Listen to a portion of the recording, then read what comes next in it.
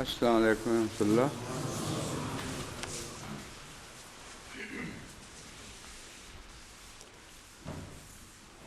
ناظر صاحب اعلیٰ کی درخواست ہے کہ آئندہ 10 دن کے لیے بھی درس کا یہی وقت رکھا جائے، تو آج سے جو تبدیلی کا خیال تھا وہ اب نہیں ہوگی۔ اور سب سے پہلے تو آپ سب کو یہ نئے عشرہ کا پہلا دن مبارک ہو، اور وبالے کے سال کے دم صلہ سال کا پہلا دن 98 اس کو دم صلہ سال ہے نا، اس کا پہلا دن سب کو مبارک ہو۔ یہی آیت کریمہ سورہ النساء آیت 60 ابھی جاری ہے۔ اعوذ باللہ من الشیطان الرجیم، بسم اللہ الرحمن الرحیم۔ یا ایھا الذین آمنوا اطیعوا اللہ واطیعوا الرسول واولی الامر منکم فإن تنازعتم فی شیء فردوہ الی اللہ والرسول ان کنتم تؤمنون باللہ والیوم الآخر ذالک خیر واحسن تاویلا۔ سورہ النساء آیت 60۔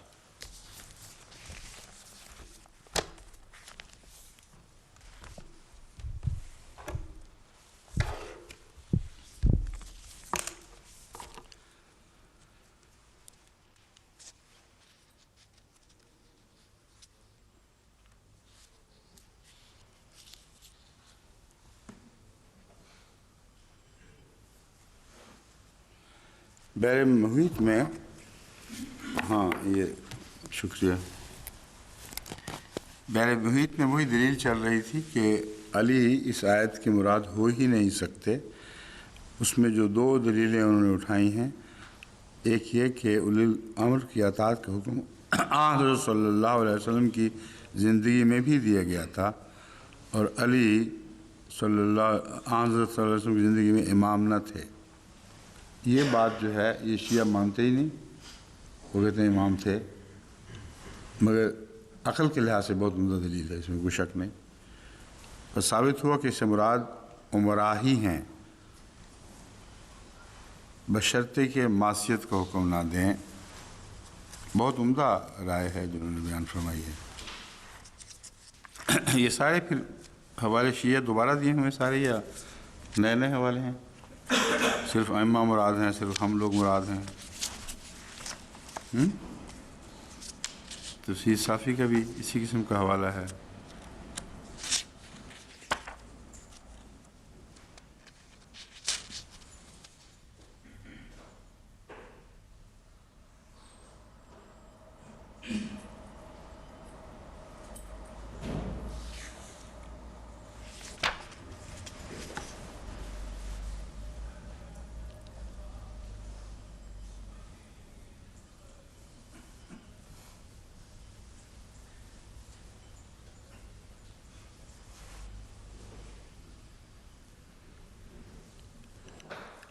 اس میں صرف ایک نئی بات یہ رکھی ہوئی ہے کہ اطیعوا اللہ واطیعوا الرسول اولی الامر منکم میں حضرت امام علی، حسن اور حسین یہ تین ہیں جن کے متعلق یہ حکم نازل ہوا تھا۔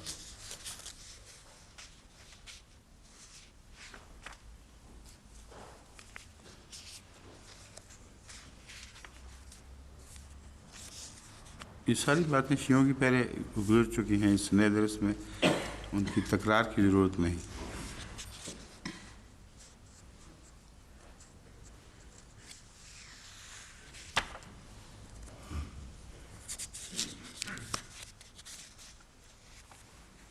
حضرت خلیفۃ المسیح اول رضی اللہ تعالیٰ عنہ کی تفسیر اطیعوا اللہ واطیعوا الرسول اولی الامر منکم، کہا مانو اللہ اور رسول کا اور اپنے حکام کا۔ اولی الامر منکم کا وہی ترجمہ ہے جو جماعت کی طرف سے پیش کی جاتا ہے ہمیشہ، اپنے حکام کا۔ الہی خلفاء کی اطاعت و انقیاد و فرمان برداری سیاست و تمدن کا اعلیٰ اور ضروری مسئلہ ہے، بلکہ ان کی فرمان برداری خود الہی فرمان برداری ہے۔ قرآن کریم میں ہے من یطع اللہ والرسول فقد اطاع اللہ، اور فرمایا اطیعوا اللہ واطیعوا الرسول۔ و اولی الامر منکم जहन्नम वालों को फरमाया, अलम यातिकुम रसूलुम मिनकुम, क्या रसूल दोखियों में से होंगे? बस मिनकुम से मुराद नौ इंसानी है। ये तफसील नज़र से नहीं गुजरी, इसलिए मैं समझ नहीं सका इस मज़मून को। क्योंकि आप समझें, एक फ़िक्रा बीच में से उठा कर रख दिए। हज़रत खलीफतुल मसीह अव्वल रज़ी अल्लाह ताला अन्हु कमगो थे, यानी कमगो इन मानों में कि बहुत से मज़ामीन का ख़ुलासा थोड़े लफ्ज़ों में बयान फरमा दिया करते थे, और इस पहलू से आपके मतालिब को पाना कुछ दिक्कत तलब था, यानी गौर से बैठ कर देखना पड़ता था, या आपकी मजलिस में वो बात वाज़ेह हो जाया करती थी खुद ही। तो ये भी उन फ़िक्रों में से एक ऐसा फ़िक्रा है जिसके मुताबिक मैं नहीं कह सकता कुछ।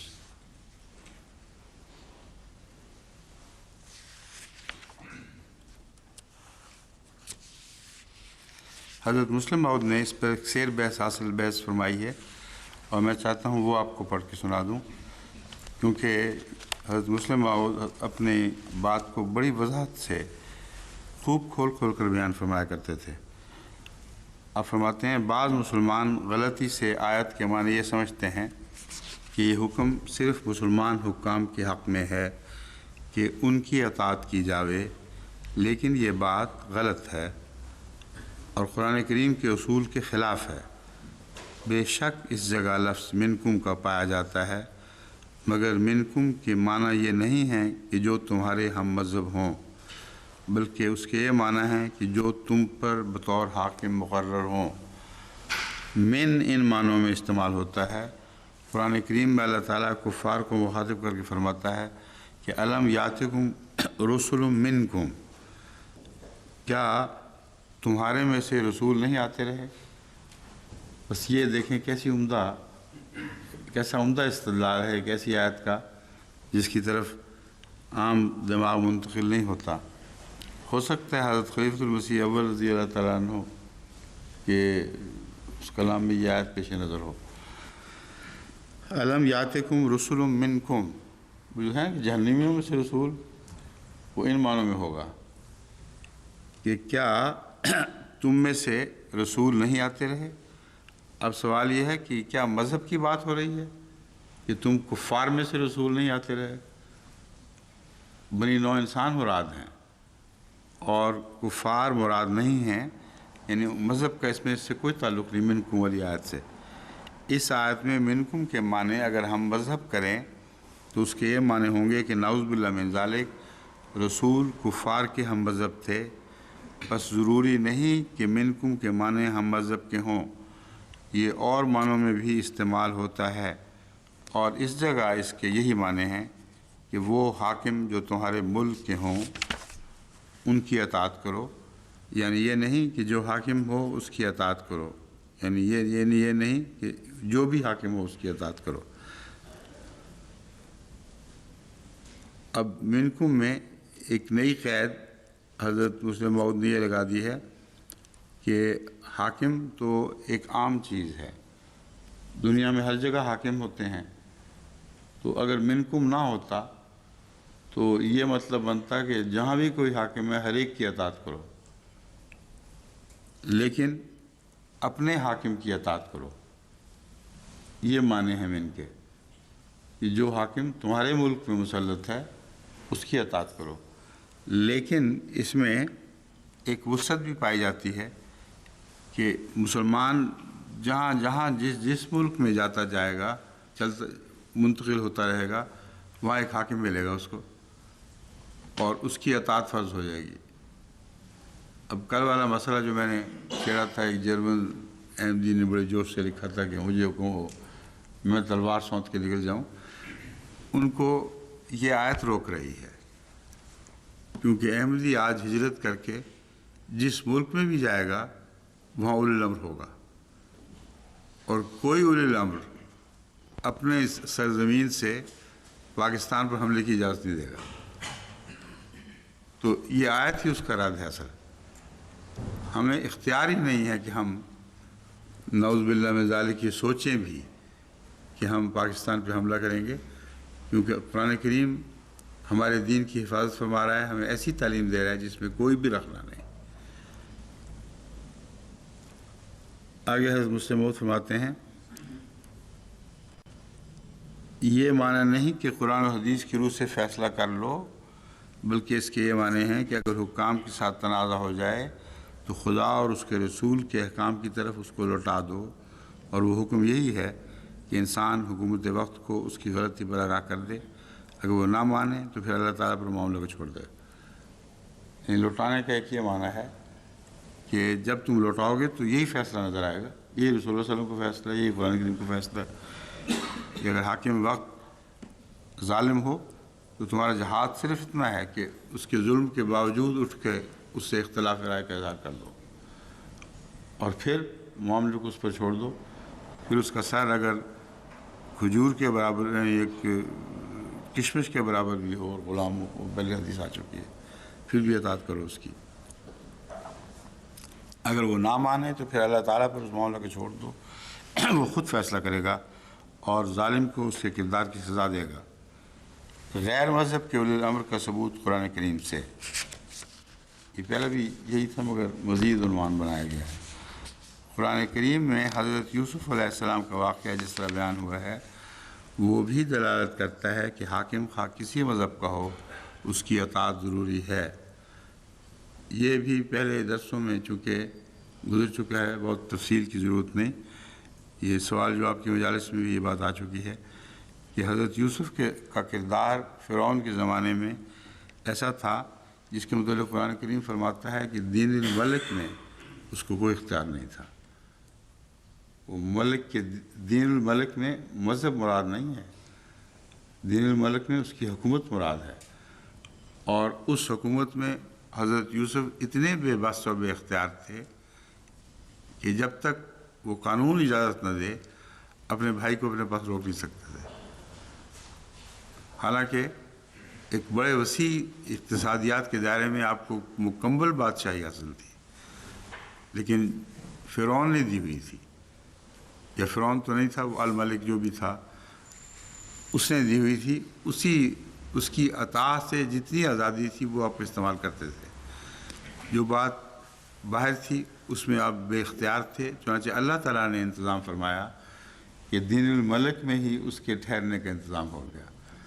اس لیے وہ چھوٹا سا واقعہ نظر آتا ہے بظاہر، اور بعض مفسرین سمجھتے ہیں کہ حضرت یوسف کی یہ ترکیب تھی کہ وہ بانٹنے والا ڈول جو خاص سونے کا اور اس میں ہیرے جواہر جڑے ہوئے تھے وہ اپنے بھائی کے تھیلے میں رکھ دیں۔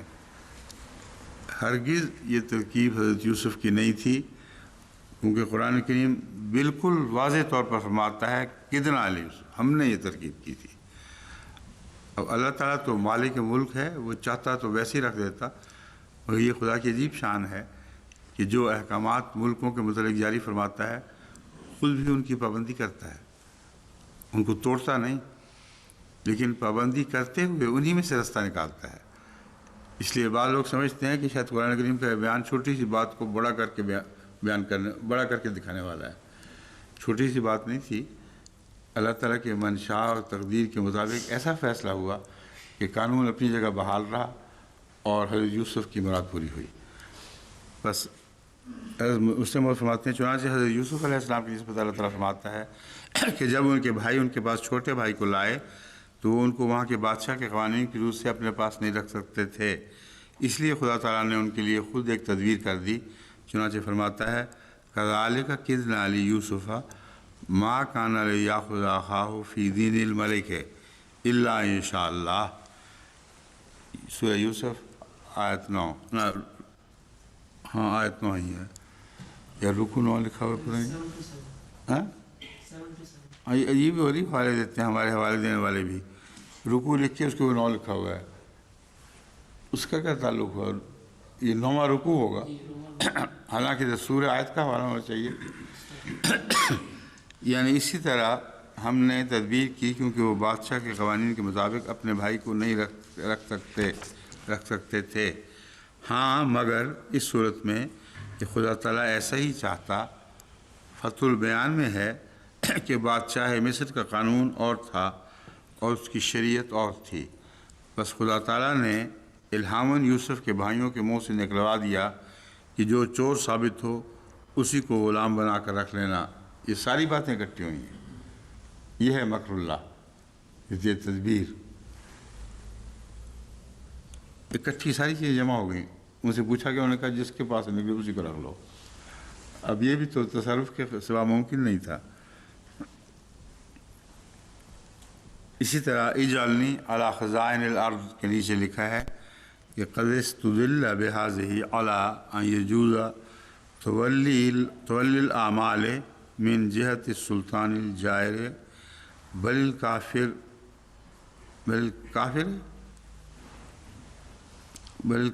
ہے یا بل الکافر ہے،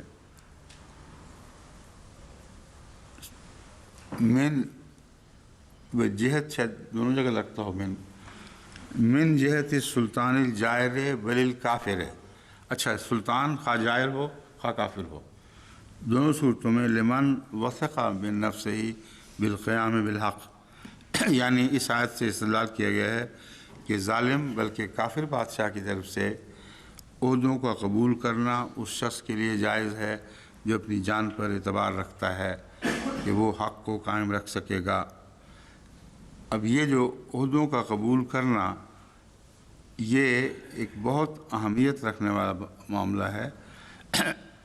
انگریزی حکومت ہو یا غیر انگریزی حکومت ہو، آج کی ہو یا گزشتہ زمانوں کی حکومت ہو، حکومت کی طرف سے مسلمانوں کو جو عہدہ ملتا ہے وہ ان کے لیے جائز ہے، اور مسلمان حکومتوں کی طرف سے غیروں کو جو عہدہ ملتا ہے وہ ان کے لیے جائز ہے۔ یہ دستور ملک ہے، اس کا مذہب سے کوئی تعلق نہیں۔ یاد رکھنا چاہیے کہ حق کے قیام سے یہ مطلب نہیں کہ وہ اپنی شریعت کو چلا سکے، کیونکہ جیسا کہ حضرت یوسف کے بھائی کے معاملے سے ظاہر ہے، کافر کی ملازمت کے لیے یہ شرط نہیں کہ مومن اپنا ذاتی خیال چلا سکے، اور ساری زندگی حضرت یوسف نے اسی طرح غیر کے قانون کی تابع زندگی بسر فرمائی۔ کافر کی ملازمت کی یہ شرط نہیں کہ مومن اپنا ذاتی خیال چلا سکے، بس حق کی حفاظت سے یہی مراد ہے کہ ظلم کی باتوں میں ساتھ شامل نہ ہو جائے۔ بس حضرت یوسف کے معاملے سے بھی ظاہر ہے کہ خواہ گورنمنٹ کا کافر ہی کیوں نہ ہو، اس کی وفاداری ضروری ہے۔ اب یہ عنوان ہے حکومت کی اطاعت کا حکم احادیث کی روح سے۔ جب ہم رسول کریم صلی اللہ علیہ وسلم کے کلام کو دیکھتے ہیں تو وہاں بھی حکومت کی اطاعت کا خاص حکم پاتے ہیں۔ آپ فرماتے ہیں علیک السمع والطاعۃ فی عسرک و یسرک و منشطک و مکرہک و امرات و اثرت علیک، یعنی تم پر واجب ہے کہ حکم ماننا اور اطاعت کرنی، تنگی میں، کشائش میں، خوشی میں، ناراضگی میں، اور اس وقت بھی جب تمہارے حقوق تلف کیے جاتے ہیں۔ اب یہ جنہوں نے یہ پانی بھیجا تھا ان کا بھی حق ہے، کبھی کبھی انگلی لگا دی جائے، ہیں وہ بیچارے دیکھتے ہوں گے کیا فائدہ ہوا۔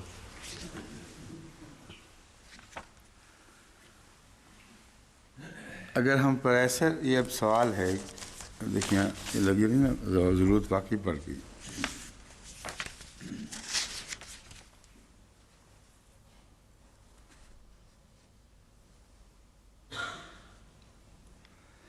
اسی طرح روایت ہے، کہا جاتا ہے کہ آپ سے صحابہ نے دریافت کیا کہ یا نبی اللہ ارأیت ان قامت علینا امراء یسألون حقهم ویمنعون حقنا فما تأمرنا فأعرض عنہ ثم سألہ، أعرض عنہ ثم سألہ۔ اب یہ جو لفظ أعرض عنہ ہے یہ بہت ہی ایک اہم نقطہ ہے، جس کے متعلق میں پہلے بھی بیان کر چکا، پھر بعض لوگوں نے نہ سنا ہو تو ان کو بھی سامنے رکھوں گا۔ فقال رسول اللہ صلی اللہ علیہ وسلم اسمعوا واطیعوا فإنما علیہم ما حملوا وعلیکم ما حملتم۔ یعنی اے نبی اللہ، کسی نے سوال کیا بتائیے تو صحیح کہ اگر ہم پر ایسے حاکم مقرر ہوں جو اپنے حق تو لے لیں اور جو ہمارے حقوق ہیں وہ نہ دیں تو ہم کیا کریں؟ آپ نے پہلے تو اس کے سوال کا جواب نہ دیا، لیکن جب اس نے دوبارہ دریافت کیا تو فرمایا یہ طریق خاص حضرت اقدس محمد رسول اللہ صلی اللہ علیہ وآلہ وسلم کا طریق تھا کہ وہی کا انتظار فرمایا کرتے تھے۔ ہر ایسے معاملے میں سب سے پختہ حدیث قدسی کا یہ نشان ہے۔ سب سے پختہ نہیں تو یوں کہہ دیں گے کہ جہاں واضح طور پر فرمایا گیا ہو کہ اللہ نے فرمایا ہے، اس کے بعد حدیث قدسی کا یہ ایک نشان ہے کہ رسول اللہ صلی اللہ علیہ وسلم سے جب کوئی سوال کیا جاتا تھا جس کا فوری طور پر قرآن میں یا پہلی الہی تشریحات میں ذکر نہ ملتا ہو یا ذکر ہو اور آپ کی توجہ نہ گئی ہو تو کبھی اپنی طرف سے جواب نہیں دیتے تھے۔ ما ینطق عن الہوا کا ایک یہ معنی بھی ہے، کبھی ایک جواب بھی اپنی طرف سے نہیں دیا، رک کر انتظار فرماتے تھے، منہ دوسری طرف کر لیا، اتنے میں وہی نازل ہوتی تھی۔ وہ جو بخاری کی کتاب کی وہی کی حدیث ہے جس میں آئندہ زمانے میں امت میں سے ایسے انسان کے آنے کا ذکر ہے جو آسمان سے بھی تارے بھی نوچ لائے، اس حدیث میں یہی طرز تھی جو آپ نے اختیار فرمائی۔ سوال ہوا من ہوں یا رسول اللہ، یا من ہاؤلا ہے، منہ ادھر پھیر لیا، پھر فرمایا، پھر کسی نے پوچھا یا رسول اللہ، اس طرح منہ کر لیا، پھر اتنے میں معلوم ہوتا ہے وہی نازل ہو گئی اور وہ حدیث ایک حدیث قدسی بن گئی ہے۔ بس اسی طرح یہاں یہ طریقہ آپ نے اختیار فرمایا۔ آپ فرماتے ہیں ان کی باتیں سنو اور ان کی اطاعت کرو کیونکہ وہ اپنے کیے کی جزا پائیں گے، تم اپنے کیے کی جزا پاؤ گے۔ حضرت مسلم موعود کا استنباط مزید یہ ہے ان احادیث میں کوئی لفظ ایسا نہیں جس کا یہ مطلب ہو کہ صرف مسلمان حاکم کی اطاعت کرو دوسرے کی نہ کرو۔ اشارتاً بھی رسول اللہ صلی اللہ علیہ وسلم نے کہیں اس کا ذکر نہیں فرمایا۔ کوئی شخص کسی کو مجبور نہیں کرتا کہ وہ کسی خاص ملک یا خاص بادشاہ کے ماتحت رہے، لیکن اگر کوئی شخص خود ایک ملک کو چنتا ہے تو اس کا فرض ہے کہ پھر اس ملک کے آئین کی اطاعت کرے اور حکومت کے خلاف مقابلہ کے لیے نہ کھڑا ہو جائے۔ آج کل کے زمانے میں تو حکومت کی چار دیواریاں ایسی وضاحت کے ساتھ مقرر ہیں، حکومت کی باؤنڈریز، کہ ان کے بعد کسی قسم کا حاکم وقت کی حکومت سے یا اس کے اولو الامر ہونے سے انکار ممکن ہی نہیں ہے۔ جہاں بھی آپ جائیں گے کسی بادشاہت میں داخل ہوں گے۔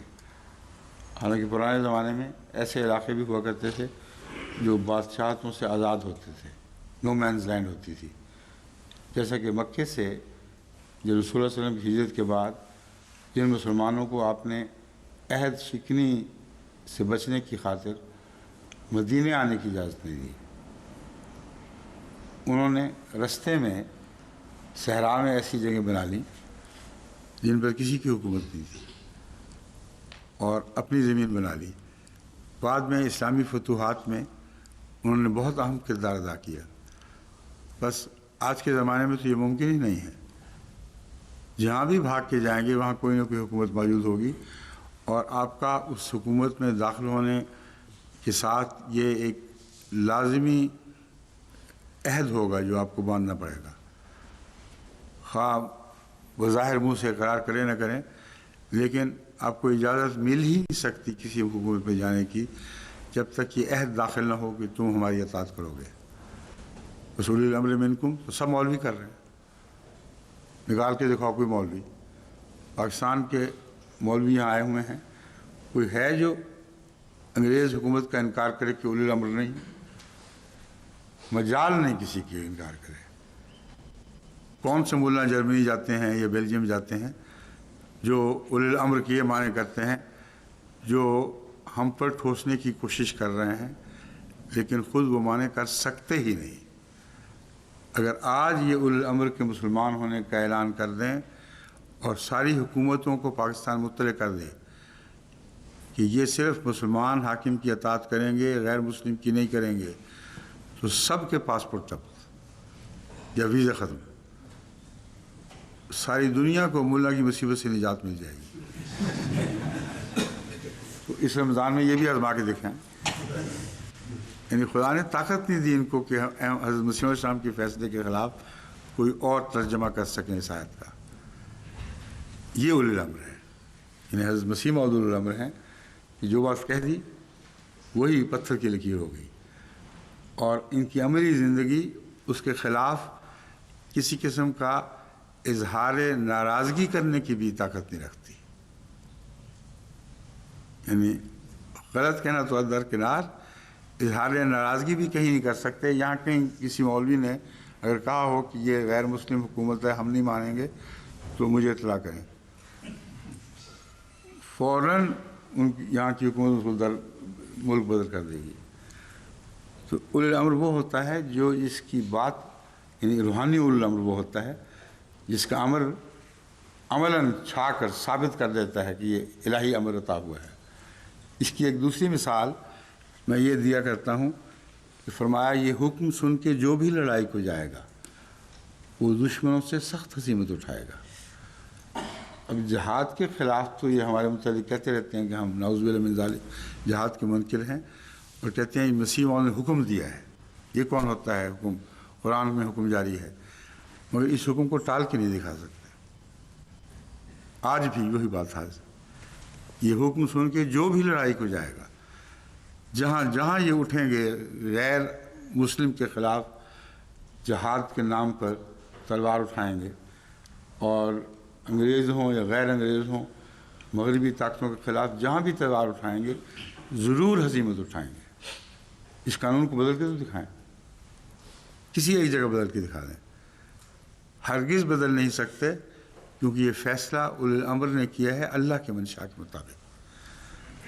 یہ فیصلہ اولی الامر نے کیا ہے حضرت صلی اللہ علیہ وآلہ وسلم کی پیشگوئی کے مطابق، جس پیشگوئی میں تھا یضع الحرب۔ بس جو حکم ہے یہ بھی تو دیکھیں چلا کہاں سے ہے، کہاں سے جاری ہوا اور کس رستے سے پہنچا ہے۔ محمد رسول اللہ کے رستے سے پہنچا ہے۔ اب اس حکم کو توڑ کے تو دکھائیں گے۔ یہ اولی الامر ہے، اصل بادشاہ روحانی امور کا اور دنیاوی امور کا بھی، جو اللہ سے حکم لیتا ہے اور محمد رسول اللہ کی فرمودات کو آگے جاری کرتا ہے۔ اس کے خلاف ان کے پاس کچھ بھی نہیں ہے، کچھ نہیں کر سکتے۔ ابھی بورڈ کے مترتب قانون نوٹ ہیں، اس کی ضرورت ہی کوئی نہیں، حضرت مسلم موت کی اصولات کے بعد یہ بالکل واضح ہو جاتا ہے۔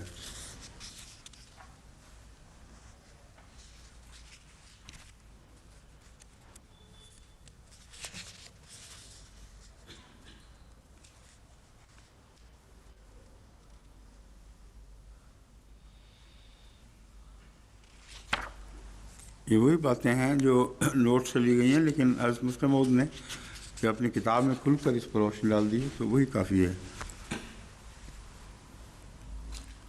اب حضرت مسیح موعود علیہ الصلوۃ والسلام کے بعض مزید حوالہ جات درج ہیں۔ ازالہ اوہام روحانی خزائن جلد 3 صفحہ 596۔ اے مسلمانوں، اگر کسی بات میں تم میں باہم نزاع واقع ہو تو اس امر کو فیصلہ کے لیے اللہ اور رسول کے حوالے کر دو۔ اگر تم اللہ اور آخری دن پر ایمان لاتے ہو تو یہی کرو کہ یہی بہتر اور آسن تعویل ہے۔ پھر الحق دہلی روحانی خزائن جلد 4 صفحہ 184۔ فَإِن تَنَازَعْتُمْ فِي شَيْءٍ فَرُدُّوهُ إِلَى اللَّهِ وَالرَّسُولِ، یعنی اگر تم کسی بات میں تنازع کرو تو اس امر کا فیصلہ اللہ اور رسول کی طرف رد کرو، اور صرف اللہ اور رسول کو حکم بناؤ، کسی اور کو نہیں۔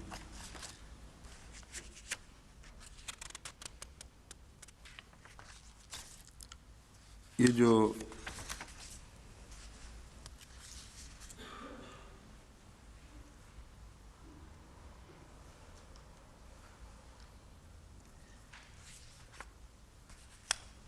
سارے جو حوالے ہیں نا، انگریزی جارج سیل کے، یہ سب میں نظر ڈال لی ہے، ان میں کچھ بھی مزید بات نہیں ہے جو اس مضمون پر آپ کے سامنے پیش کی جا سکے۔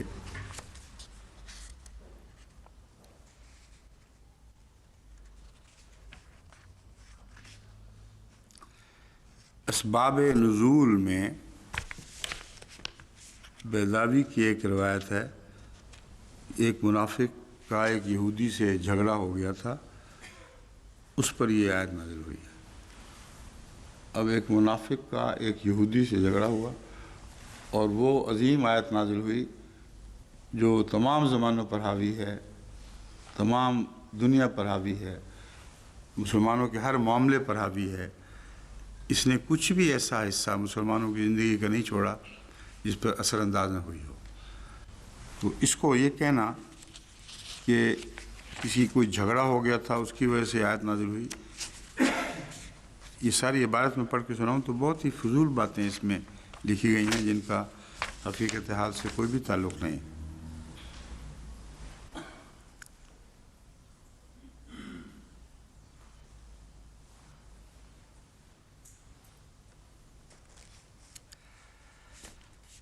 اب شاہ عبد القادر وہ شخص تھا جو مسلمانوں سے عیسائی ہو گیا تھا، اور ویری جو مفسر لکھنے والا ہے نا امریکن، اس کا یہ خاص استاد تھا یا مرید تھا، یہ دونوں ایک ہی چیز کے دو نام تھے۔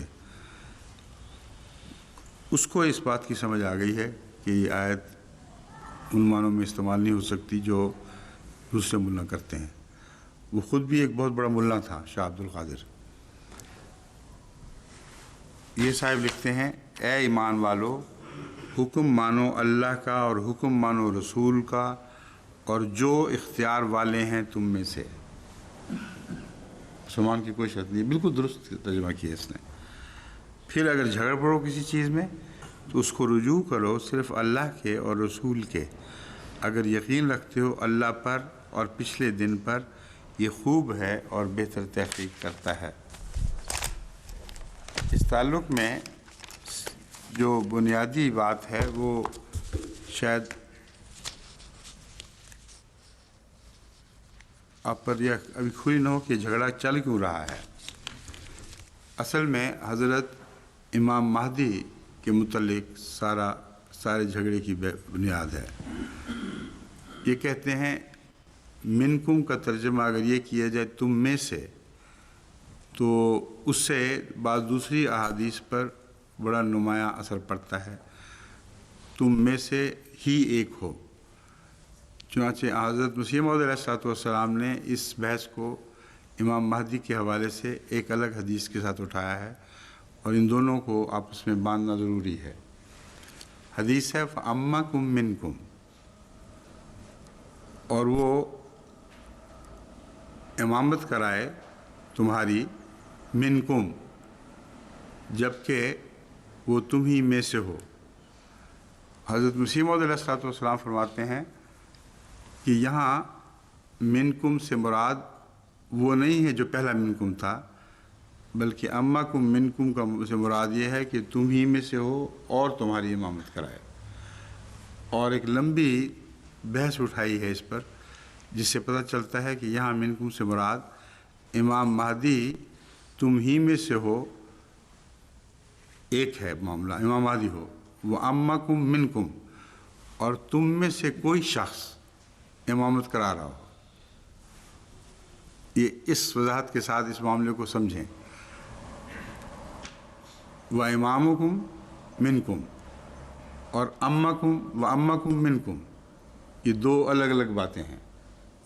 تمہارا امام تم ہی میں سے ہوگا، ایک معنی یہ ہے یعنی وہ مسلمان ہوگا، دوسرا ہے وہ امام ہوگا وَأَمَّكُم مِّنكُم، اور تم میں سے کوئی شخص امامت کرائے گا۔ یعنی امام تو وہ ہوگا لیکن نماز کی امامت کے لیے ایک اور شخص آگے کیا جائے گا۔ یہ وہ حدیث ہے جس کی روح سے حضرت مسیح موعود علیہ السلام کا دستور تھا کہ کسی اور کو امام کے طور پر کھڑا کر دیا کرتے تھے۔ یعنی روحانی امام امام مہدی آپ ہی تھے، و امکم منکم میں تمہارے میں سے کوئی اس کی امامت کرائے، یہ معنی لیا کرتے تھے۔ اور اس پہلو سے رسول اللہ صلی اللہ علیہ وسلم کے کسی حکم کی باریک سے باریک تشریح کو بھی نظر انداز نہیں فرمایا کرتے تھے۔ اور بعض لوگ یہ اعتراض کرتے ہیں کہ امام ہو کر خدا نے امام مقرر کیا، دوسرے کے پیچھے کوئی نماز پڑھتے ہو، لیکن یہ حدیث اس کا جواب ہے کہ امام ہو کر دوسروں کے پیچھے نماز پڑھنا جائز ہے۔ وہ امکم منکم میں رسول مسیح موعود نے جب یہ طریقہ اختیار کر لیا تو آئندہ کے لیے سب کے لیے جائز قرار دے دیا گویا کہ۔ چنانچہ جرمنی میں جب ظہر عصر کی نمازیں مجھے جمع کر کے اور قصر کرنی پڑتی تھیں تو بعض جگہ ایسا وقت آتا تھا کہ بھاری اکثریت شامل ہونے والوں کی مسافر نہیں ہوتی تھی اور میں اکیلا یا چند میرے ساتھ مسافر، تو طبیعت پہ بڑا بوجھ پڑتا تھا کہ ہم تو قصر کر کے بیٹھ گئے اور سارے کے سارے پیچھے نمازیں پڑھ رہے ہیں۔ تو اس وقت مجھے یہ حدیث یاد آئی اور رسول مسیح علیہ السلام کے یہ طریق، اور اس نے میری مدد کی۔ میں نے اعلان کیا کہ اب امکم منکم کے وہ معنی ہوں گے، تمہارا روحانی امام چاہے میں ہی ہوں، مگر مسیح موعود سے بڑا روحانی امام تو تم میں کوئی نہیں آ سکتا۔ اگر حضرت مسیح موعود کے علیہ الصلوۃ والسلام کے لیے جائز تھا اور جائز تھا کہ دوسرا امام آپ کی امامت نماز میں امامت کرائے، تو میرے لیے بدرجہ اولا جائز ہے کہ کوئی اور امام آ گیا ہے۔ چنانچہ میں نے مقرر کر دیے تھے بعض دوسرے امام کہ وہ آگے بڑھ کے امامت کرائیں، اور بعضوں نے اس کو اپنا حق بنا لیا تھا، پھر میں ان کو ہٹا دیا۔ میں نے کہا جو لوکل امام ہے وہ امامت کرائے گا، یعنی کہ مرکزی امام میرے ساتھ ساتھ بھاگی پھر رہا ہے ہر جگہ، اور وہ کہتا ہے کہ مجھ پہ فرض نہیں ہے کہ میں عادی کروں، اس لیے وہ سلسلہ بھی میں نے بند کر دیا تھا۔ تو آئندہ بھی اگر یہ ہو تو لوگ سمجھ لیں اس بات کو کہ اس کے پیچھے حضرت مسیح علیہ السلام کا ایک فعل ہے۔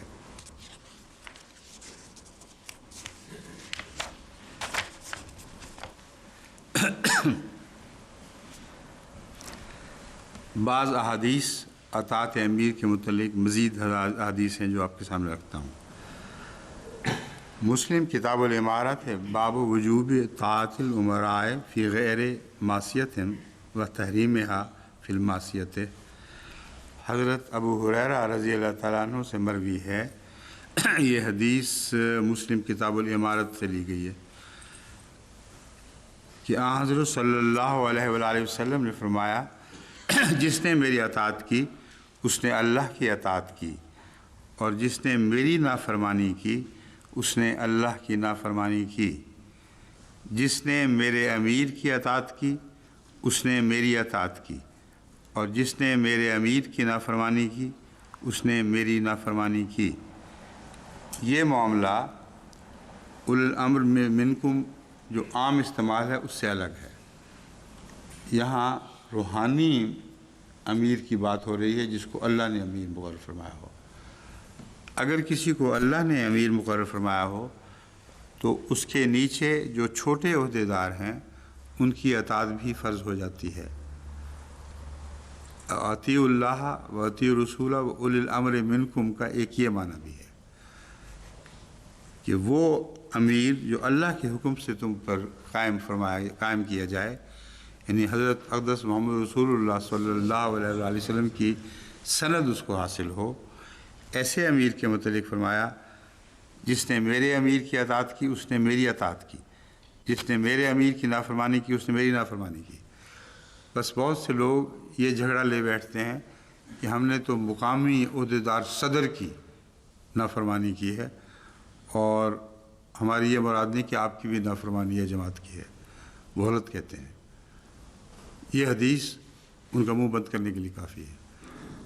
اگر مقامی صدر ہو یا جو بھی چھوٹے سے چھوٹا عہدہ تمہارے نزدیک ہو، اگر اسے خدا تعالیٰ کے قائم کردہ نظام کے تابع ایک صاحب امر نے مقرر کیا ہے تو ہر شخص کا فرض ہے کہ اس کی اطاعت کرے، اور نہیں کرے گا تو یہ سلسلہ دور تک نکلے گا۔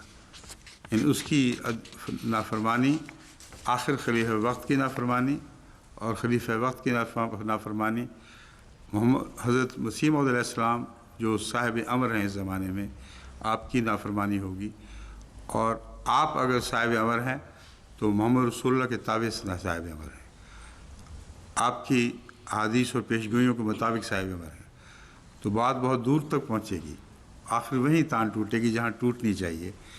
یعنی ہر وہ شخص جو الہی نظام میں کوئی عہدہ دیا جاتا ہے، اگر کوئی غور کرنے والا غور کر کے دیکھے تو اس کی نافرمانی دراصل حضرت محمد رسول اللہ صلی اللہ علیہ وسلم کی نافرمانی بن جاتی ہے۔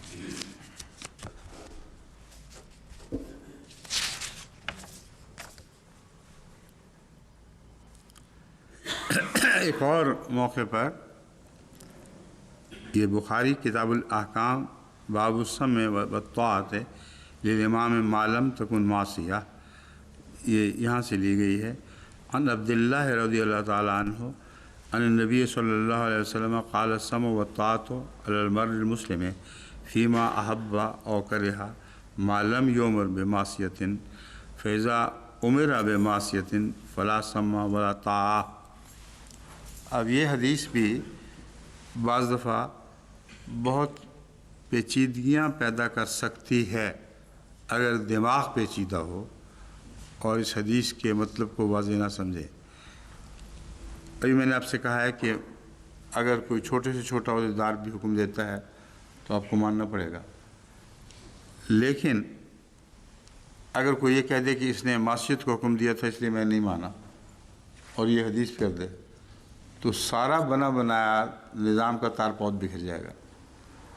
یعنی معصیت کا فیصلہ کرنا یہ بھی امیر کا کام ہے، اور اس معاملے کو امیر کو لوٹانا چاہیے کہ مجھے معلوم ہوتا ہے کہ یہ معصیت ہے، واقعتاً ہے یا نہیں یہ فیصلہ کرنے کا میں مجاز نہیں، مگر کچھ تھوڑے سے تأمل کا مجھے اختیار دیا جائے کہ جب تک میں معاملے کو اوپر پہنچا کر معلوم نہ کر لوں کہ معصیت تھی کہ نہیں اس وقت تک میں رکا رہوں۔ یہ بہت عمدہ موقف ہے، اور اس موقف کو اختیار کر کے ہم نے بعض افریقن ممالک کے دیرینہ جھگڑوں کو حل کر لیا جہاں یہی سوال اٹھا کرتا تھا کہ اگر امیر خلاف شرع فیصلہ دے تو ہم کیا کریں۔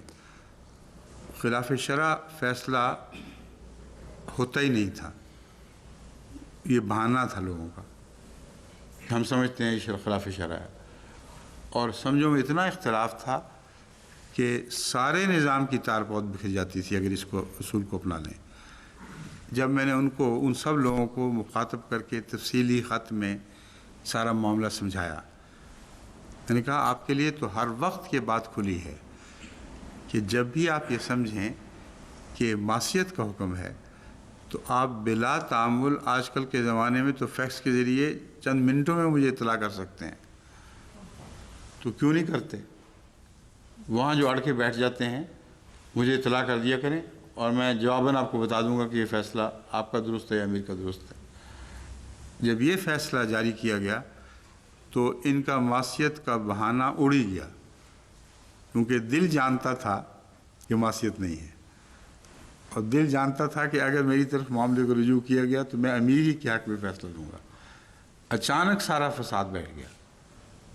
اب شاذ کے طور پر کہیں ہوتا ہے، ورنہ بالکل اٹھتا ہی نہیں، کیونکہ انسان کے دل اپنے حال کو خود بہتر جانتا ہے، خواہ کتنے ہی بہانے پیش کرے وہ اپنی حقیقت حال کو خوب سمجھتا ہے اور جانتا ہے کہ یہ نفس کے بہانے ہیں اور حقیقت حال سے اس کا کوئی تعلق نہیں۔ بہرحال یہ حدیث ہے، حضرت عبداللہ رضی اللہ تعالیٰ عنہ حضرت صلی اللہ علیہ وسلم سے روایت کرتے ہیں کہ آپ نے فرمایا کہ جب تک معصیت کا حکم نہیں ملتا ایک مسلمان کے لیے صرف سننا اور اطاعت کرنا لازم ہے، خواہ اس حکم کو پسند کرے یا ناپسند کرے، اور جب اسے معصیت کا حکم دیا جائے تو کوئی سماعت اور اطاعت نہیں ہے۔ بس ایسے معاملات میں جہاں بعض دفعہ غلطی سے بعض عہدیدار شریعت میں دخل انداز، شریعت کو نہ سمجھنے کے نتیجے میں ایک حکم جاری کر دیتے ہیں جو شریعت کے خلاف ہوتا ہے، وہاں بلا استثناء ہمیشہ ان کو آخر معزول کرنا پڑتا ہے، اور جو شخص رکے ہیں ان کی حوصلہ افزائی کرنی پڑتی ہے، لیکن وہ از خود نہیں رکتے، وہ فوری طور پر معاملہ میری طرف بھجوا دیتے ہیں اور کوئی عملی دقت پیش نہیں آتی۔ اس لیے جب سے یہ وضاحت ہوئی ہے ایسے واقعات بہت کم ہو گئے ہیں، لیکن شاذ کے طور پر سال میں 1 یا 2 دفعہ ایسے واقعات ضرور میرے سامنے آ جاتے ہیں جن میں دخل دینا پڑتا ہے۔ ایک مسند احمد بن حنبل جلد 3 صفحہ 213 پر یہ حدیث نبوی درج ہے۔ حضرت انس سے رضی اللہ تعالیٰ عنہ سے روایت ہے کہ معاذ نے عرض کیا کہ اے اللہ کے رسول صلی اللہ علیہ وسلم، آپ کا کیا خیال ہے کہ جب ہم پر ایسے لوگ حکمران ہو جائیں جو آپ کی سنت کی پیروی نہ کرتے ہوں اور نہ ہی آپ کے حکم کے تابع دار ہوں تو ان کے بارے میں کیا ارشاد ہے؟ اس پر رسول اللہ صلی اللہ علیہ وسلم نے فرمایا کہ ایسے شخص کی کوئی اطاعت نہیں جو اللہ عز و جل کی اطاعت نہیں کرتا۔ اب اس حدیث کے الفاظ پر گہری نظر سے غور ضروری ہے۔ حضرت انس سے روایت ہے، معاذ نے یہ عرض کیا کہ جب ہم پر ایسے لوگ حکمران ہو جائیں تو ہرگز رسول اللہ صلی اللہ علیہ وسلم کے قائم کردہ عمرہ مراد نہیں ہے، بالکل کھلی بات ہے۔ اور ایسے حکمرانوں کی پیشگوئی خود رسول اللہ صلی اللہ علیہ وسلم نے فرمائی تھی کہ ایسے ظالم حکمران آ جائیں گے جو شریعت کے خلاف اپنی دھونس جمائیں گے اور خدا کے دین کی کوئی پرواہ نہیں کریں گے۔ ایسی صورت میں جن دینی معاملات میں وہ دخل دیں گے، اگر تم ان کا انکار کرو تو رسول اللہ صلی اللہ علیہ وسلم فرماتے ہیں میں تمہیں اس سے آزاد کرتا ہوں کہ ان کی اطاعت کرو۔ بس امیر محمد رسول اللہ صلی اللہ علیہ وسلم ہی ہیں، اور آپ خود ایسے حکمرانوں کی اطاعت سے امت کو آزاد کر رہے ہیں۔ اور یہ وہ وقت نہیں تھا کہ جس میں کوئی شخص رسول اللہ صلی اللہ علیہ وسلم کے پاس جا کر یا کسی روحانی امیر کے پاس جا کر پوچھتا کہ میں اس میں کیا کروں۔ اس لیے یہ افراتفری کا عالم، اینارکی کا عالم اس زمانے میں آیا ہے جس زمانے کے متعلق خود رسول اللہ صلی اللہ علیہ وسلم نے پیشگوئی فرمائی ہوئی تھی کہ ملوکیت کا ایک ایسا دور آنے والا ہے۔ اس کو عام پر محمول نہیں کیا جا سکتا، نہ اس دور میں جب کہ خدا تعالیٰ نے امارت کو دوبارہ قائم فرمایا ہے اس حدیث کو عذر کے طور پر پیش کیا جا سکتا ہے۔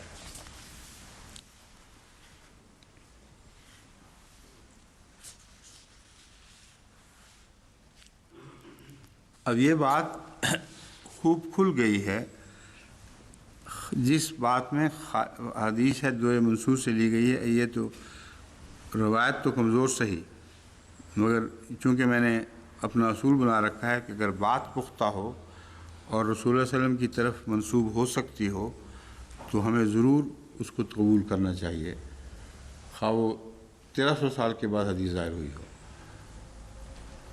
امر حدیث قرآن کے مطابق ہو، امر حدیث رسول اللہ صلی اللہ علیہ وآلہ وسلم کی شان کے مطابق ہو، تو ہمیں سے کیا غرض ہے کس نے روایت کی ہے؟ کسی نے نامی کی ہوتی تو ہم اس کو قبول کرتے، اس کے سوا مفر ہی نہیں ہے۔ بس یہ بھی ان حدیثوں میں سے ہے۔ حضرت حسن سے روایت کی گئی ہے کہ رسول اللہ صلی اللہ علیہ وسلم نے فرمایا جس بات میں خالق کی معصیت ہوتی ہو اس میں مخلوق کی اطاعت نہیں۔ اب خالق کی معصیت ایک ایسا امر ہے جس کا پیمانہ ہر انسان کے دل میں رکھ دیا گیا ہے۔ خالق کون ہے؟ جو حمد کے لائق ہے۔ خالق وہ ہے جس میں ایک ادنا بھی کمزوری نہیں پائی جاتی، بس ایسا خالق جس میں ایک ذرہ بھی کمزوری نہیں اور ہر بات حمد کے لائق ہے، اس کا ایک دل کے اندر ایک ایسا عکس رکھ دیا گیا ہے جو فطرت کا عکس ہے، جو ہمیشہ صحیح فیصلہ دے گی اگر کوئی انسان خود اسے داغدار نہ کرے یا بدنیتی کے ساتھ اس کی طرف بات منسوب نہ کرے۔ فطرت انسانی اس معاملے میں دنیا میں ہر جگہ وہی فیصلہ دے گی جو کسی اور جگہ دیا جاتا ہے۔ جھوٹ کو جھوٹ سمجھے گی، غلط کو غلط سمجھے گی، حکم کسی کے حق تلفی کو حق تلفی سمجھے گی۔ یہ وہ معاملات ہیں جو توحید باری تعالیٰ کو کل عالم پر نافذ کر دیتے ہیں۔ بس اس حدیث میں یہ بہت عمدہ معاملہ ہے کہ فرمایا خالق کی طرف رجوع کرو. اگر تمہارے نزدیک وہ خالق جس نے ساری دنیا کو پیدا کیا ہے، صرف مسلمان ملکوں کو پیدا نہیں کیا، اگر وہ خالق اس قسم کا حکم دے سکتا ہے اور تمہاری فطرت اس کے حق میں گواہی دیتی ہے اور ہر ملک میں وہ حکم نافذ کیا جا سکتا ہے، یہ شرط ہے جو اس میں مضمر ہے، تو پھر تمہارا حق تھا کہ تم اس اساس سے انکار کر دو، خواہ وہ کسی ملک کا کہیں کا بادشاہ ہو، کسی بھی قوم یا دین سے تعلق رکھنے والا ہو.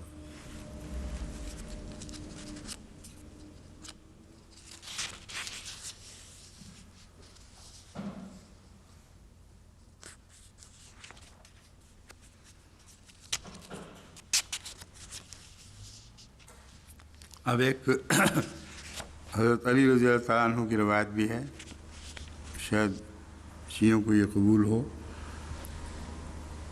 بخاری شریف میں حضرت علی رضی اللہ تعالیٰ عنہ کی یہ روایت درج ہے کہ نبی اکرم صلی اللہ علیہ وسلم نے ایک سریہ بھیجا اور ایک انصاری شخص کو ان کا امیر مقرر کر کے انہیں اس کی اطاعت کا حکم دیا.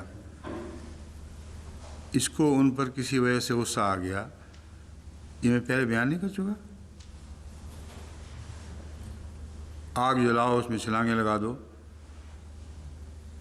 بیان نہیں کر چکا اس سے؟ اچھا، جھگڑا ہوا کہ امیر کی اطاعت کہاں تک فرض ہے. اس پر اس امیر نے کہا کہ لکڑیاں اکٹھی کرو اور آگ جلاؤ، پھر اس میں چھلانگیں لگا دو. انہوں نے لکڑیاں اکٹھی کی اور آگ جلائی، لیکن جب اس میں داخل ہونے کا ارادہ کیا تو ایک دوسرے کی طرف دیکھنے لگے. یہ ہے خالق کی اطاعت. فطرت بولی ہے کہ اللہ نے تم ہمیں آگ سے بچانے کے سامان پیدا کیے، یہ کون ہوتا ہے آگ میں جلانے کا حکم دینے والا؟ لکڑیاں اکٹھے کرنے تک تو سب جی سائیں، حاضر سائیں، لیکن جب آگ روشن ہو گئی اور بھڑک گئی تو اللہ تعالیٰ نے ان کو وہ نور عطا فرما دیا. یہ حکم ہے جو خالق کے حکم سے ٹکرا رہا ہے. تمہیں آگ سے بچانے کے سامان پیدا کیے جا رہے ہیں، یہ کون ہوتا ہے امیر جو تمہیں آگ میں ڈالے؟ تو ایک دوسرے کا منہ دیکھنے لگے. ان میں سے ایک شخص نے کہا ہم نے تو نبی اکرم صلی اللہ علیہ وسلم کی پیروی آگ سے بچنے کے لیے کی تھی. بالکل وہی بات ہے. کیسا عمدہ نکتہ ہے. یہ ہے خالق کی بات جو فطرت میں نقش ہے، کوئی اس نقش کو مٹا نہیں سکتا. ہم نے تو نبی اکرم صلی اللہ علیہ وسلم کی پیروی آگ سے بچنے کے لیے کی تھی، کیا ہم خود ہی اس میں داخل ہو جائیں؟ اسی کیفیت میں تھے کہ آگ ٹھنڈی ہو گئی اور امیر کا غصہ بھی اتر گیا. یہ بحث جو ہو رہا تھا، اتفاق سے اتنی سی لکڑیاں تھیں اس زمانے میں اکٹھی کی گئی تھیں، وہ جل بوجھ کے خود ہی ٹھنڈی ہو گئی.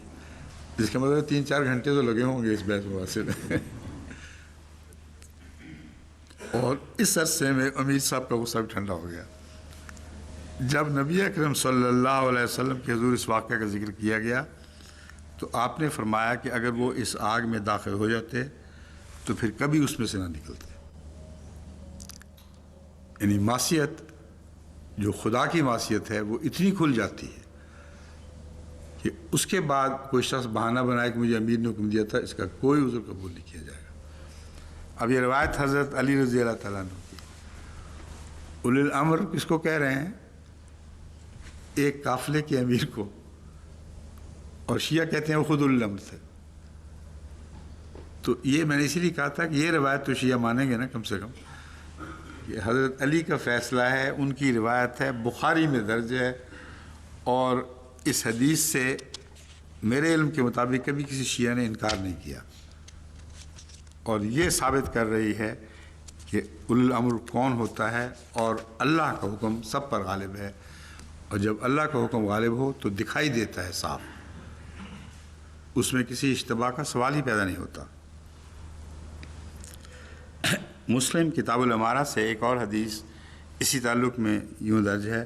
حضرت عبادہ بن صامت بیان کرتے ہیں کہ آن حضرت صلی اللہ علیہ وسلم نے ہم سے بیعت کے وقت عہد لیا، یہ تنگی ہو یا آسائش، خوشی ہو یا ناخوشی، ہر حال میں ہم آپ کی بات سنیں گے۔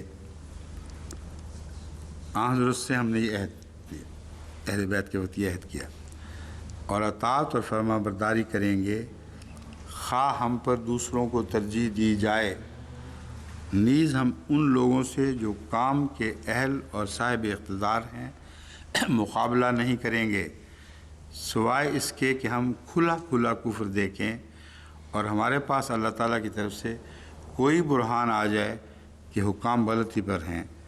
جب یہ برہان آئے گی تب ہم رکیں گے، ورنہ نہیں۔ نیز اللہ تعالیٰ کے بارے میں ہم کسی ملامت کرنے والے کی ملامت سے نہیں ڈریں گے اور حق بات کہیں گے۔ کتاب اللہ کے پابند کی اطاعت لازم ہے۔ میں نے کہا آپ دیکھ لیا کریں، میں یہ بار بار دیکھنا نہ پڑے، بہت ہی بتا دینا۔ یحییٰ بن حسین بیان کرتے ہیں، یہ مسلم کی روایت ہے کہ انہوں نے اپنی دادی کو یہ کہتے ہوئے سنا کہ انہوں نے حضرت صلی اللہ علیہ وسلم کو خطبہ حجۃ الوداع میں سنا۔ آپ فرما رہے تھے کہ اگر تم پر ایک غلام کو حاکم مقرر کیا جائے جو کتاب اللہ کے مطابق تم کو چلانا چاہے تو تم اس کی بات سنو اور اطاعت کرو۔ بس نظام جماعت احمدیہ میں تو کتاب اللہ کے سوا کچھ ہے ہی نہیں، 100% کتاب اللہ اور کتاب اللہ کی باریکیاں، نہایت لطیف تقویٰ کی باریک راہوں پر احکامات مبنی ہیں۔ ایسی صورت میں کیسے ممکن ہے کہ کوئی شخص یہ عذر رکھ لے کہ اللہ کے خلاف ہے اس لیے ہم نہیں مانیں گے؟ یہ نفس سے امارہ کا حکم ہے جو بار بار امر دیتا ہے۔ اور میں پھر یہ وضاحت کر دوں کہ جب سے میں نے ایسے لوگوں کو یہ کھلی چھٹی دی ہے کہ بلا تاخیر مجھے فیکس کے ذریعے بتا دیا کرو، انہوں نے بتانا ہی بند کر دیا، کیونکہ مقامی طور پر جھگڑا تھا جب تک مجھ تک نہیں پہنچتا۔ اب ایم ٹی اے کی یہ بھی تو خوبی ہے اور اس نئے دور کے فیکسز کے زمانے کی کہ ہم بالکل ایک جان ہو گئے ہیں۔ اب جو میں بات کر رہا ہوں وہ فیجی آئی لینڈ میں سنی جا رہی ہے، اور اگر وہاں ذرہ بھی کوئی اختلاف ہو کسی مسئلے پر، درس ختم ہونے سے پہلے پہلے یہاں فیکس پہنچ جائے گی۔ تو اب ہم ایک ہو چکے ہیں، اور یہ دنیا کو ایک کرنے کا معاملہ اللہ نے صرف مسیح موعود علیہ السلام کو عطا فرمایا ہے۔ کوئی اور طاقت نہیں دنیا میں جو یہ کہہ سکے کہ ہم نے دنیا کو ایک کر دیا ہے۔ بس یہ بولتے رہے، ہم جن کو بولنے دیں ان بیچاروں کو، انہوں نے غصہ تو نکالنا ہی ہے نا کسی طریقے سے۔ لیکن افسوس صرف یہ ہوتا ہے کہ جب غصہ نکالتے ہیں تو اپنے لیے جہنم کا انتظام کرتے ہیں، جس کی تکلیف ہوتی ہے، کیونکہ نار جہنم بہت خبیث چیز ہے، یعنی بہت خطرناک چیز ہے۔ اگر کسی مولوی کا ہاتھ تھوڑا سا جل جائے کسی چیز سے، اس وقت وہ سوچے کہ آئندہ جب اس کا چہرہ جھلسایا جائے گا ان باتوں پر وہ جو جانتا ہے کہ جھوٹ ہے۔ یہ سب مولوی جو ہم پر الزام لگا رہے ہیں دل سے گواہ ہیں کہ یہ سب جھوٹ ہے، اور اس کے باوجود بولی چلی جاتے ہیں۔ مجھے ان پر رحم آتا ہے، چاہے آپ مجھ پہ اس پہ غصہ کریں یا نہ کریں، مجھے واقعتاً رحم آتا ہے۔ اور جب بھی کبھی میں آگ کو دیکھتا ہوں تو میرا خیال ان کی طرف چلا جاتا ہے کہ ان بیچاروں کو کیا بنے گا۔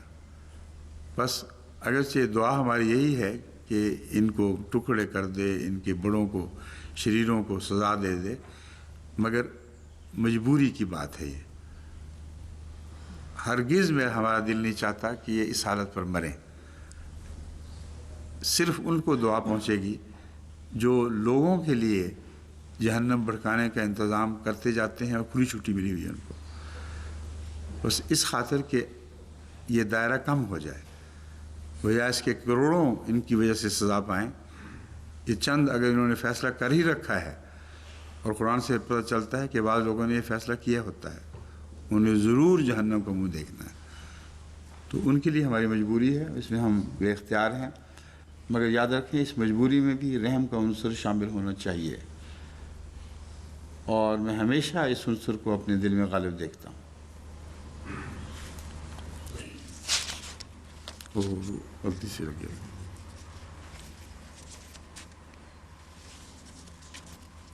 یہ جو بہت لمبی ایک حدیث ہے مسند احمد بن حنبل کی، اس میں کوئی الگ خاص بات ہے؟ چلیں میں سنا دیتا ہوں آپ کو۔ حضرت حرف اشعری بیان کرتے ہیں کہ حضرت صلی اللہ علیہ وآلہ وسلم نے فرمایا، اللہ تعالیٰ نے حضرت یحییٰ بن زکریہ علیہ السلام کو 5 باتوں کا حکم دیا تھا، اور میں بھی تم کو ان 5 باتوں کا حکم دیتا ہوں جن کا اللہ تعالیٰ نے مجھے حکم دیا ہے۔ اب الفاظ بڑے محتاط ہیں، اور حضرت زکریا کا حوالہ حضرت یحییٰ کا حوالہ بھی ایک معنی رکھتا ہے، لیکن رسول اللہ صلی اللہ علیہ وسلم نے یہ وضاحت فرما دی ہے کہ میں اس لیے ان 5 باتوں کا حکم نہیں دے رہا کہ یحییٰ بن زکریا کو حکم دیا گیا تھا، کس حکمت سے میں یہ بات بیان کر رہا ہوں کہ ان کو بھی یہ دیا گیا تھا، لیکن یہ 5 باتیں وہ ہیں جن کا مجھے حکم دیا گیا ہے، اس لیے میں بیان کرتا ہوں۔ وہ 5 باتیں کون سی ہیں؟ جماعت کے ساتھ رہو، امام وقت کی باتیں سنو اور اس کی اطاعت کرو، دین کی خاطر وطن چھوڑنا پڑے تو وطن چھوڑ دو، اور اللہ کے راستہ میں جہاد کرو۔ بس جو شخص جماعت سے تھوڑا سا بھی الگ ہوا، اس نے گویا اسلام سے گلو خلاصی کرا لی۔ یہ بہت ہی عظیم الشان حدیث ان معنوں میں ہے کہ اس کا حضرت مسیح موعود علیہ السلام سے تعلق ہے، اور دوبارہ اس دنیا میں جس ایلیا نے آنا تھا وہ چونکہ یحییٰ کی شکل میں آیا تھا، اس لیے ہمارے دور میں جس ایلیا نے نازل ہونا تھا وہ ایک معنوں میں یحییٰ کا مثیل بن گیا، اور یہ بحثیں بہت اٹھائی گئی ہیں۔ یہ 5 باتیں بالکل وہی ہیں جو مسیح موعود علیہ السلام ہمیں کہتے ہیں، اور دوسری الہی کتب میں اس ترتیب سے کہیں درج نہیں ہے، بس لازماً یہاں رسول اللہ صلی اللہ علیہ وسلم کے ذہن میں ایک پیش گوئی ہے۔ فرمایا کہ وہ امام جو یہ باتیں کرے گا تو یہ نہ سمجھنا کہ اس کی باتیں ہیں، وہ میری باتیں ہیں جو خدا نے مجھے حکم دیا ہے، وہ ان باتوں کو آگے جاری کرے گا۔ اب دوبارہ یہ حکم سن لیں، یہ بین ہی جماعت احمدیہ کے اوپر اطلاق پانے والے احکامات ہیں، اور اس سے پہلے دیگر الہی کتب میں آپ کو کہیں اس طرح نظر نہیں آئیں گے، اس ترتیب کے ساتھ۔ فرمایا جماعت کے ساتھ رہو، اور جو نہیں رہتا اس کے مطابق وہ بھی میری جماعت میں سے نہیں ہے، وہ بھی میری جماعت میں سے نہیں ہے۔ بڑی تاکید ہے کہ جماعت کا دامن نہ چھوڑو، اس کے ساتھ رہو۔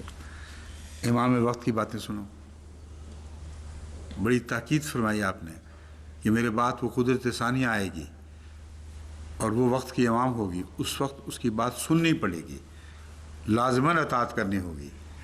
یہ حکم بھی حضرت مسیح موعود علیہ السلام نے تاکید کے ساتھ جماعت کو دیا،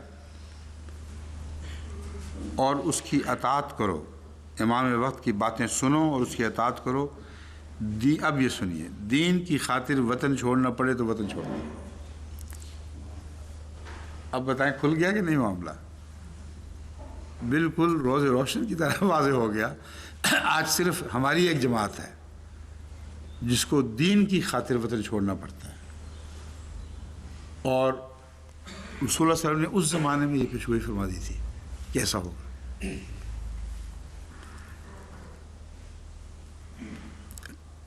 درود بھیجتا ہے رسول اللہ صلی اللہ علیہ وسلم، کس پیار سے اور کس محبت سے ہمارا ذکر فرمایا جو اور کسی پر اطلاق نہیں پا رہا۔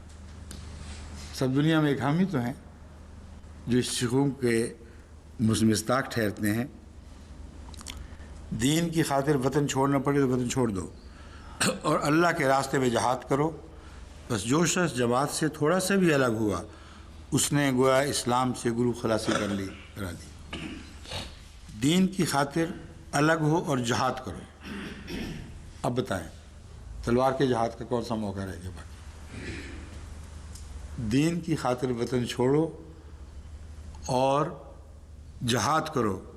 اگر جہاد ممکن ہوتا اس زمانے میں وطن چھوڑ کر، تو تلوار کے جہاد کی کوئی گنجائش یہاں موجود تھی، لیکن جس زمانے کی بات فرما رہے ہیں کہ دین کی خاطر وطن چھوڑنے پڑیں گے، وہاں وہ زمانہ بتا رہا ہے کہ تلوار کے جہاد کی گنجائش نہیں، اسی جہاد کی گنجائش ہے جو جہاد اکبر ہے اور جو احمدی ساری دنیا میں کر رہے ہیں، یعنی جہاد بالقرآن، نہ کہ جہاد بالسیف۔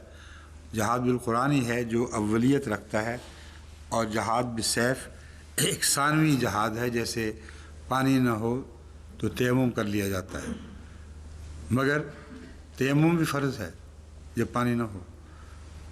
بس جہاں جہاد کا حکم اطلاق پائے گا، اگر جہاد بالقرآن ممکن نہ رہے اور مجبور کر دیا جائے کہ جہاد بھی سیف کیا جائے، تو وہ اولیت ہو جائے گی اس جہاد کو۔ اس کو آپ تیمم کہہ کے رد نہیں کر سکتے، کیونکہ تیمم کو بھی رد نہیں کر سکتے۔ وہ ایک قائم مقام حکم ہے جو اپنی ذات میں کامل ہے اور مکمل ہے، مرتے وقت تک تیمم کا حکم اسی طرح راج رہتا ہے۔ حضرت مسیح موعود علیہ السلام بھی بار بار تیمم فرماتے تھے۔ بس میں نے جب تیمم کہا تو کوئی اس کو ہلکا نہ سمجھے، بہت جی جی آپ کو اچھا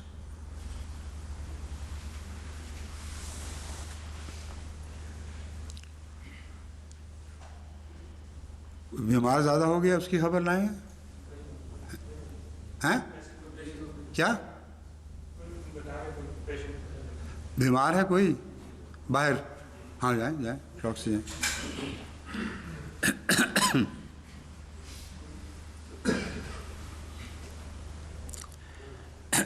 اس کے علاوہ آگے بھی حدیث چل رہی ہے، سوائے اس کے کہ وہ دوبارہ نظام جماعت میں شامل ہو جائے۔ اب دیکھیں، دوبارہ نظام جماعت میں شامل ہو جائے، اس سے زیادہ واضح جنہوں نے جماعت احمدیہ کے نظام کی تصویر کھینچی نہیں جا سکتی، اور رسول اللہ صلی اللہ علیہ وسلم 1400 سال سے بھی پہلے یہ بیان فرما رہے ہیں۔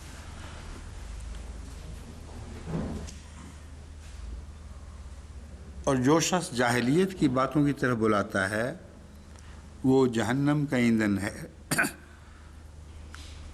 جو شخص جاہلیت کی باتوں کی طرف بلاتا ہے، خواہ وہ نظام جماعت کے اندر داخل ہو کر اس کے بہانے اس کے پردے میں بلائے، وہ شخص جہنم کا ایندھن ہے۔ صحابہ نے عرض کیا، اے اللہ کے رسول، خواہ ایسا شخص نماز بھی پڑھے اور روزہ بھی رکھے اور اپنے آپ کو مسلمان بھی سمجھے، اگر وہ ان باتوں کی طرف بلائے تو کیا وہ بھی جہنم کا ایندھن ہے؟ حضرت صلی اللہ علیہ وسلم نے فرمایا، ہاں، اگر وہ روزہ بھی رکھے اور اپنے آپ کو مسلمان بھی کہے تو پھر وہ اگر جاہلیت کی باتوں کی طرف بلائے تو وہ جہنم کا ایندھن ہے۔ اے اللہ جل شانہ کے بندو، یہ بات یاد رکھو کہ جو لوگ اپنے آپ کو مسلمان کہیں انہیں تم بھی مسلمان کہو۔ یہ سارا سلسلہ وہی چل رہا ہے، ایک ادنا سا بھی فرق نہیں۔ یہی تو ہمارا دعویٰ ہے کہ جو شخص اپنے آپ کو مسلمان کہے، آگے تحقیق میں پڑھنے کا تمہارا کوئی حق نہیں، تم اس کو ضرور مسلمان کہو، اللہ کے نزدیک اس کا جو بھی معاملہ ہو۔ تو جہاں یہ فرمایا کہ اگر کسی نے پوچھا تھا کہ مسلمان ہو اور روزہ بھی رکھے پھر بھی، تو فرمایا کہ اگر وہ جاہلیت کا حکم دیتا ہے، اس کے باوجود جب تک وہ اپنے آپ کو مسلمان کہتا ہے تم اس کو غیر مسلم نہیں کہہ سکتے۔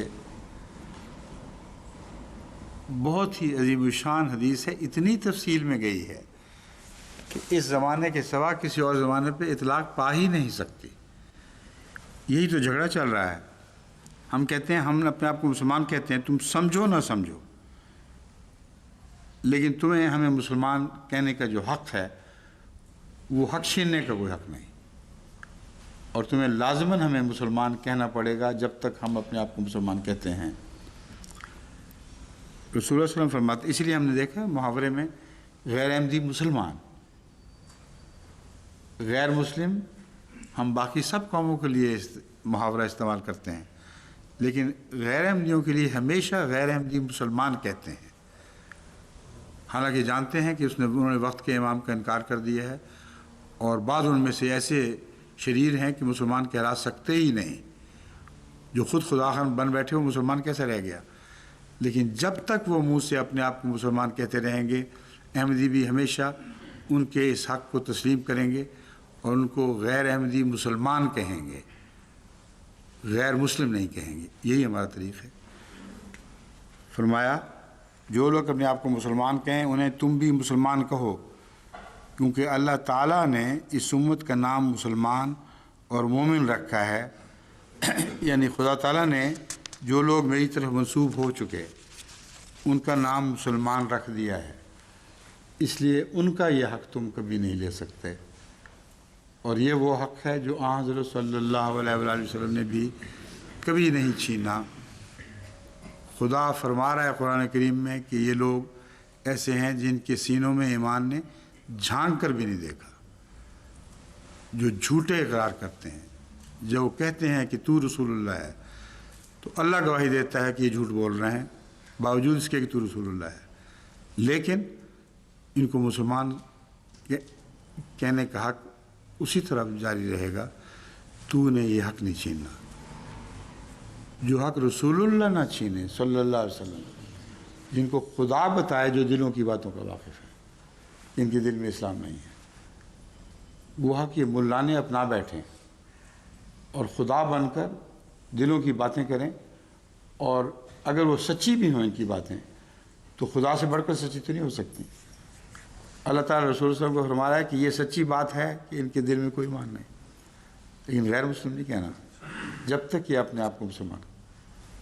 بس یہ مولوی لوگ جو خدا بنتے ہیں اور دلوں میں اترتے ہیں اور کہتے ہیں کہ انہوں نے دل میں یہ کہا، یہ آیت ان کو بھی ہمارے سے بچا رہی ہے، کیونکہ جب تک منہ سے یہ کہیں گے کہ ہم مسلمان ہیں، ہم مجبور بھی کہنا پڑے گا۔ بس یہ اس آیت کا منطوق، اس حدیث کا منطوق ہے، جیسا کہ میں نے بیان کیا تھا۔ بہت ہی عظیم الشان جماعت احمدیہ کے حق میں ایک جاری فیصلہ ہے۔ ابھی کل بھی کچھ حصہ اس کا باقی رہے گا انشاءاللہ۔